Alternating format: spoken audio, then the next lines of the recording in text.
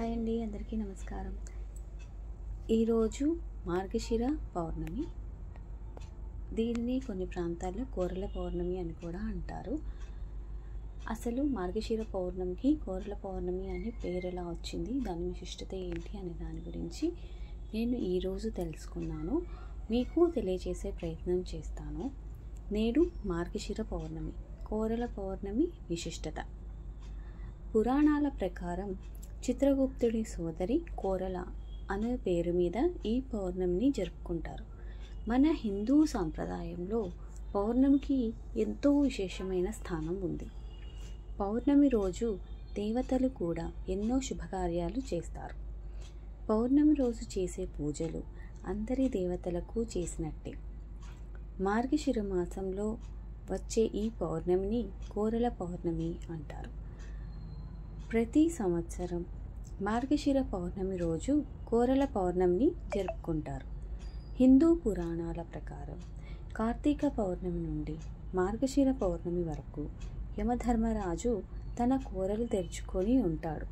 అందువల్ల అనేక రకాల వ్యాధులు, అనారోగ్య సమస్యలు తొలగిపోతాయి. దానికి కృతజ్ఞతగా ఈ మార్గశిర పౌర్ణమి రోజు యమధర్మరాజును ఆరాధిస్తారు. ఈ మార్గశిర పౌర్ణమిని కోరల పున్నమి లేదా నరక పౌర్ణమి అని పిలుస్తారు. ఈరోజు కోరల అంకగళమ్మ అమ్మవారిని పూజిస్తారు కనుక కోరల పౌర్ణమి అని పేరు వచ్చింది. కోరల అనే అమ్మవారు సాక్షాత్తు చిత్రగుప్తుడి సోదరిగా చెప్తారు. మార్గశిర పౌర్ణమి రోజున చిత్రగుప్తుడు తన చెల్లెలి ఇంటికి వస్తాడు. అన్నయ్య చిత్రగుప్తుడు ఇంటికి రావటంతో చెల్లెలు కోరల ఆనందంతో ఘనంగా విందును ఏర్పాటు చేస్తుంది. చిత్రగుప్తుడు తన చెల్లెలిని ఆశీర్వదిస్తూ, మార్గశిర పౌర్ణమి రోజు ఎవరైతే కోరలను పూజిస్తారో వారికి నరక బాధలు, అపమృత్యు భయం ఉండదని కోరలకు చిత్రగుప్తుడు వరమిస్తాడు. చిత్రగుప్తుడిపై గల అభిమానంతో ఆయన మాట నెరవేరేలా తాను కూడా సహకరిస్తానని యమధర్మరాజు కూడా సమర్థించాడు.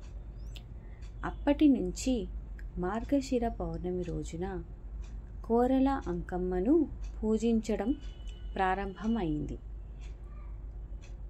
కోరల అంకమ్మకు మినప రొట్టెను నైవేద్యంగా సమర్పించాలి.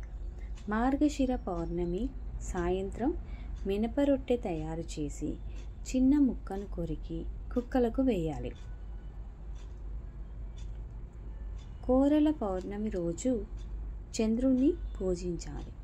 చంద్రవ్రతం చేయాలి అని పురాణాలు చెప్తున్నాయి.